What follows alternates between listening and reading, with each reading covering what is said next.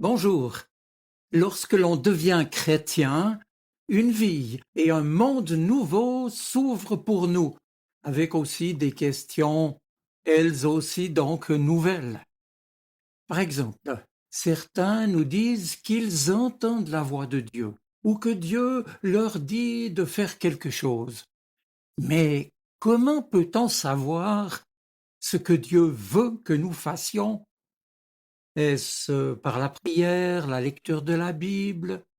Et puis, qu'est-ce que Dieu veut pour ma vie personnelle avec lui? Des questions légitimes. Et à ces interrogations, on aura raison de vous répondre que plus l'on se rapproche de Dieu et plus lui se rapproche de nous, plus nous développons une relation intime, personnelle avec Dieu, et plus lui nous montre ce qu'il veut pour nous. C'est vrai que certains comprennent que Dieu leur parle par la Bible, par la prière, que d'autres reçoivent des signes, des convictions en rapport avec ce que Dieu veut leur dire.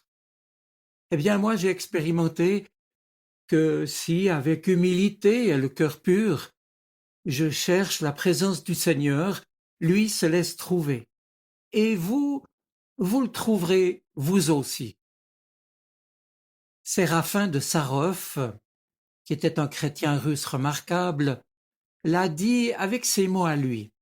Je le cite.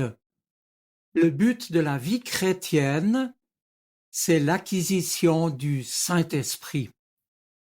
Il avait compris que prier et lire la Bible, c'est bien sûr indispensable à notre croissance spirituelle, mais que ce n'est pas suffisant.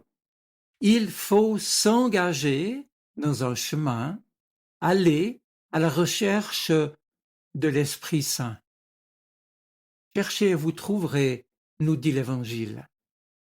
Mais alors précise Jésus, c'est au chapitre 15 de l'Évangile de Jean, demeurez unis à moi, comme je suis uni à vous. Un sarment ne peut pas porter de fruits par lui-même, mais il doit être uni à la vigne. De même, vous ne pouvez, vous non plus, porter du fruit si vous ne demeurez pas unis à moi. Je suis la vigne, vous êtes les sarments. La personne qui demeure unie à moi et à qui je suis uni porte beaucoup de fruits, car sans moi, vous ne pouvez rien faire. Si vous demeurez unis à moi et que mes paroles demeurent en vous, demandez ce que vous voulez, et cela sera fait pour vous. Mais voici comment la gloire de mon Père se manifeste. C'est quand vous portez beaucoup de fruits et que vous vous montrez ainsi mes disciples. Tout comme le Père m'a aimé, je vous ai aimé. Demeurez dans mon amour. Et je vous ai dit cela afin que ma joie soit en vous et que votre joie soit complète. Et voici, ce n'est pas vous qui m'avez choisi, c'est moi qui vous ai choisi. Je vous ai donné une mission afin que vous alliez, que vous portiez du fruit et que votre fruit demeure. Fin de citation. Mes amis, aujourd'hui, notre monde est menacé et menaçant. Mais si le monde et les médias parlent de mal et de mort, nous, chrétiens, nous sommes les dépositaires d'une parole de vie et nous aspirons à cette joie dont vient de nous parler Jésus. La joie que nous trouvons en vivant donc dans une communion vraie avec le Christ, en restant attachés à lui comme le sarment est attaché à la vigne, dans une intimité avec celui qui, par sa mort et sa résurrection, a vaincu le mal et la mort et nous donne sa vie. Car c'est par le don de son esprit, sa présence en nous, tout indigne que nous soyons, que lui peut progressivement nous transformer à la ressemblance de Jésus-Christ, raison pour laquelle il nous dit et nous redit en cet instant, demeurez unis à moi, comme je suis uni à vous. Si Séraphin de Sarov affirmait, j'y reviens, que le but de la vie chrétienne, c'est l'acquisition du Saint-Esprit. Il voulait souligner que l'essentiel est donc bien de ne pas faire obstacle à son action dans notre vie, lui qui veut nous travailler pour nous sanctifier, c'est-à-dire permettre que nous devenions chaque jour davantage semblables à Jésus-Christ. Oh, nos vies chrétiennes ne sont pas sans défaut. Mais en fait, ce n'est pas si grave que cela parce que, justement, nos erreurs doivent nous rendre humbles devant Dieu et nous empêcher de devenir orgueilleux.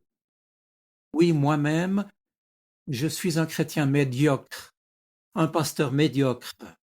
Je ne peux rien par moi-même. Mais voilà qui change tout. L'apôtre Paul avait compris, et il nous l'enseigne, que la grâce du Seigneur suffit à notre vie et que la puissance de Dieu s'accomplit au sein même de notre faiblesse. C'est en 2 Corinthiens chapitre 12. Lui, le Christ en nous, sa vie à lui, en nous, par grâce. La vie avec Jésus, sa joie en nous. Certes, il n'est pas toujours facile de leur accorder la priorité dans nos choix de tous les jours, car c'est vrai que nous avons à lutter pour accepter au quotidien les changements que le Seigneur nous demande, qui doivent avoir lieu en nous et au travers de nous, désormais, ces témoins, celles de la terre, lumière du monde. Oui, nous dit Jésus, sans moi, vous ne pouvez rien faire. Eh bien, mes amis, c'est justement l'Esprit Saint qui nous conduit sur ce chemin difficile. Le pasteur Daniel Bourguet, un ami qui a été prieur de la Fraternité des Veilleurs, dont je fais partie, dit que notre vie est simple, mais qu'elle nécessite la sagesse. Eh bien, maintenant, je tiens à vous dire qu'il a raison et que c'est sans doute cette simplicité et cette sagesse qui nous manque à nous chrétiens, qui avons tant de peine à vivre selon l'Esprit, comme nous encourage à le faire l'apôtre Paul.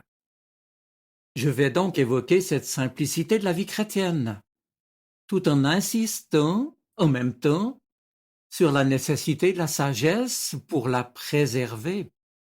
Je vais donc le faire en 3 points, abordant tour à tour d'abord la simplicité chrétienne et puis le rôle de la sagesse spirituelle et enfin l'équilibre entre simplicité et vigilance. J'y reviendrai.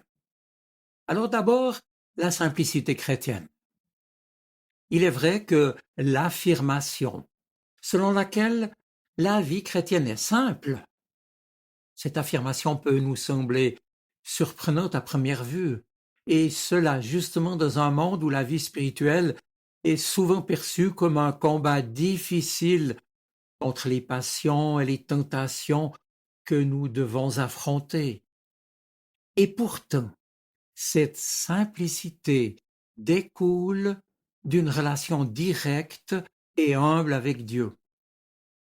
Elle ne signifie pas l'absence d'efforts ou d'épreuves, mais dans une façon d'aborder la vie, dans une confiance totale en la grâce divine, en sa présence, en son aide, dans une confiance totale en sa providence, en sa fidélité, en sa grâce.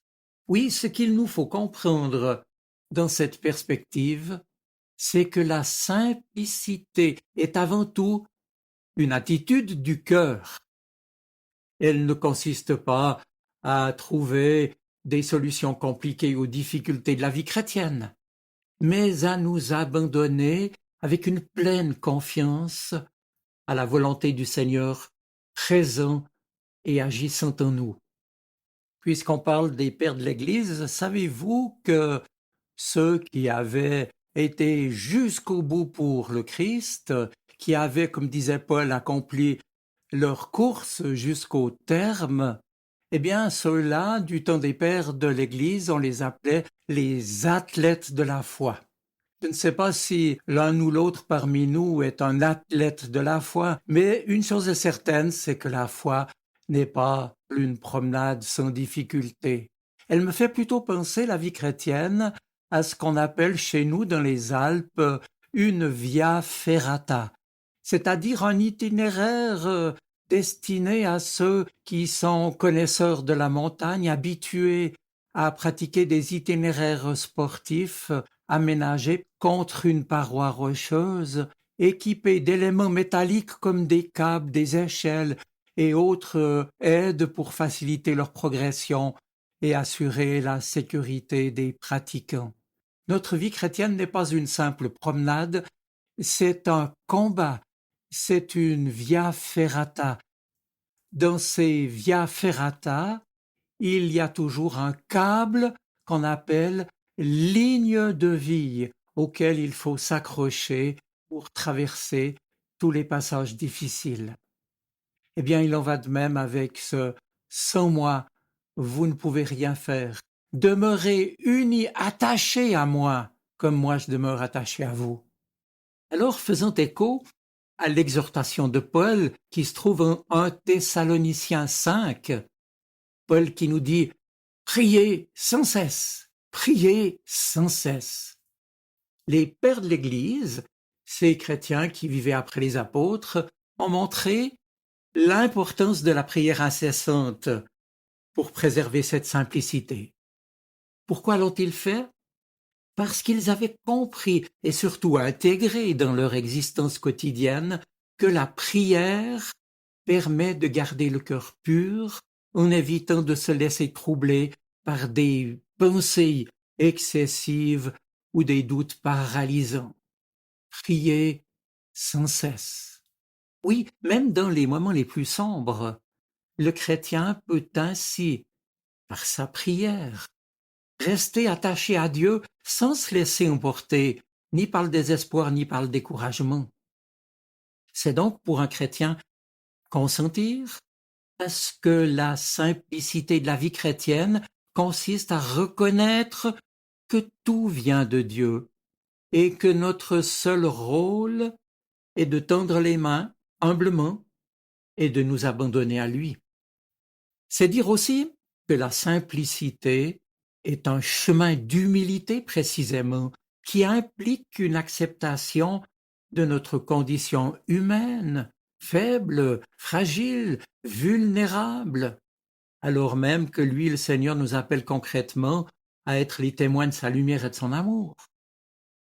Cette confiance, cet abandon entre les mains de Dieu n'est donc pas de la passivité ou du fatalisme, mais c'est une disposition intérieure, ferme, résolue, qui permet d'accueillir chaque situation avec paix et foi, c'est-à-dire en comptant sur le Seigneur, en s'en remettant à lui.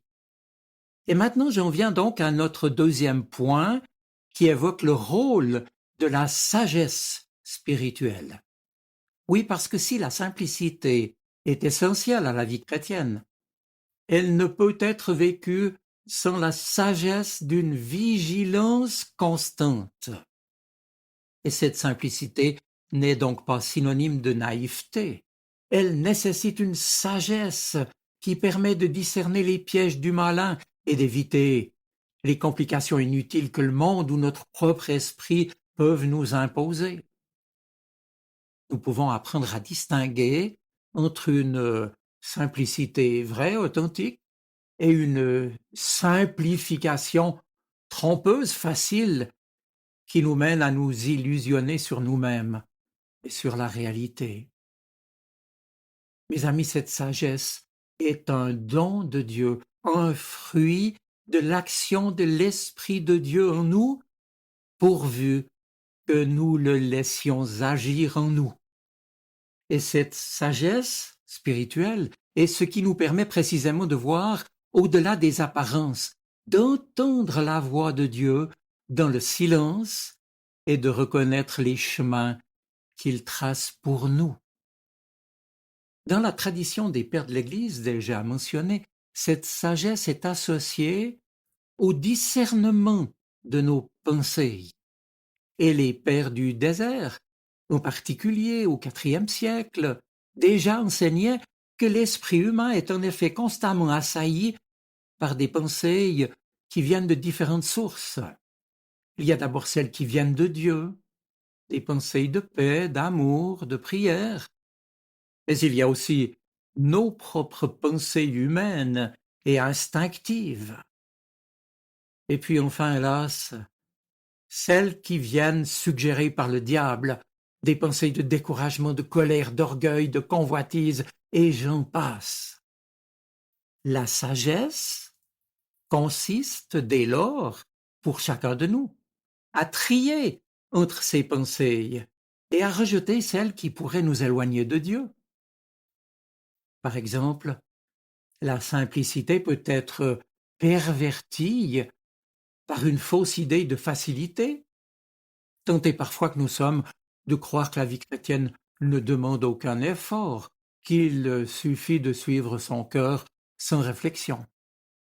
Or, une simplicité sans sagesse conduit, je le redis, à l'illusion et à l'aveuglement. Bref, il s'agit pour chacun de nous d'accepter que la simplicité chrétienne ne signifie pas l'absence d'effort, mais une orientation constante vers Dieu, une prière qui n'a de cesse, une communion constante avec Dieu. Relisez le chapitre 15 de l'évangile de Jean. Demeurez en moi, dit Jésus, car sans moi vous ne pouvez rien faire. Sans sagesse ni attachement au Christ, la simplicité peut se transformer en crédulité, en refus du discernement ou en légèreté dans la vie spirituelle. Alors pour éviter ces pièges, les pères de l'Église nous ont alors rappelé que la sagesse, au fait, s'acquiert par 3 moyens essentiels. D'abord la prière, source de lumière intérieure, puis l'écoute des Écritures, qui nous enseignent le vrai chemin, bien sûr, et enfin, troisièmement, l'accompagnement spirituel, qui permet d'être guidé par le conseil et les avis de ceux qui ont plus d'expérience que nous dans la foi chrétienne.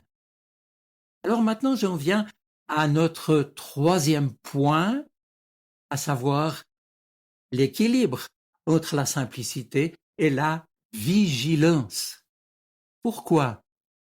Parce que la prière nous fait justement quitter nos certitudes pour nous faire de plus en plus entrer dans la confiance en l'amour de Dieu. Et ici, ce qui importe, c'est donc bien de nous laisser guider par l'esprit qui nous est donné, ce qui implique, encore une fois, une relation sincère, humble et profonde avec Dieu, s'exprimant dans une connaissance, dans une relation intime et vécue au quotidien avec lui.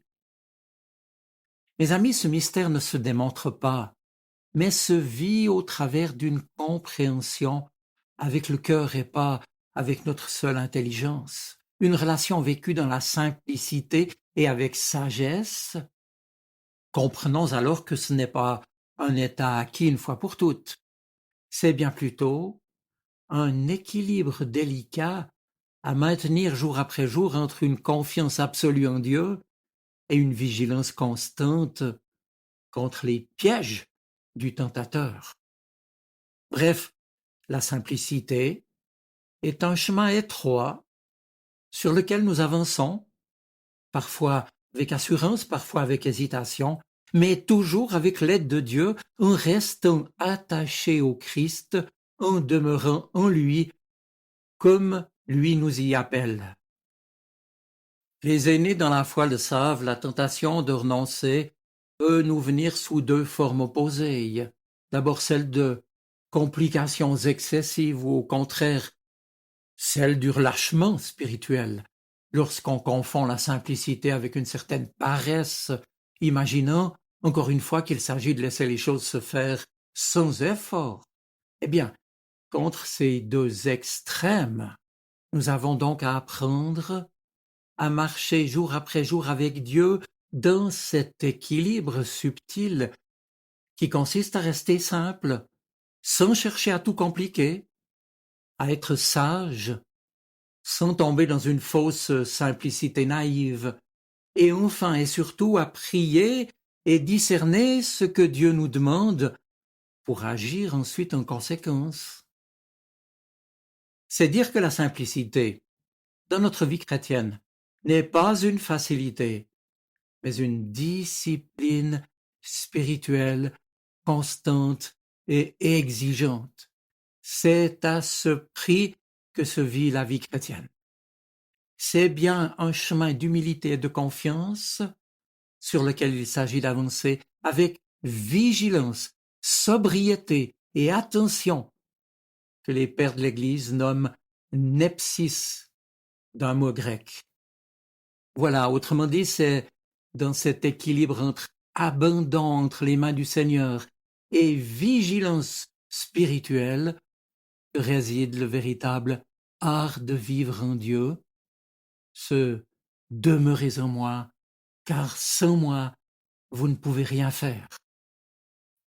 Alors pour terminer, nous voilà donc aujourd'hui invités à retenir, mais surtout à vivre la réalité de la prière personnelle, constante, comme un moyen privilégié pour nous laisser remplir du Saint-Esprit et lui permettre d'agir et de nous transformer dans notre vie quotidienne. On peut travailler et puis s'arrêter pour prier. On peut marcher et prier. On peut lire la Bible après avoir prié. On peut lire la Bible puis prier. On peut être en communion constante avec le Seigneur au travers des différentes activités de notre vie. La prière est essentielle parce que c'est par ce moyen, dans la relation avec le Seigneur, que l'Esprit Saint peut agir librement pour nous guider, nous transformer et nous permettre d'approfondir notre vie spirituelle. Et puis, si nous sommes ensemble le dimanche, nous le sommes pour louer le Seigneur, pour nous réjouir de sa présence. C'est aussi cela le rôle de l'Esprit Saint, pour que notre vie chrétienne soit pénétrée de sa joie et de sa paix, et pour aimer en retour. C'est cela la loi de l'Esprit, comme dit Paul, autrement dit sa dynamique. C'est cela vivre un chrétien, c'est agir dans et par la présence de l'Esprit Saint. Mais alors, n'oublions jamais que le chrétien sans vie de prière ne serait que comme un oiseau sans ailes, comme un soldat sans armes. Et puis, enfin, souvenons-nous que l'Église et chacune de nos vies n'existe que pour transformer le monde et non pour se conformer au monde. Frères et sœurs en Christ, que le feu de la grâce du Saint-Esprit nous inspire et nous fortifie sur notre difficile chemin terrestre. Que le Seigneur vous bénisse, qu'il vous renouvelle. Amen.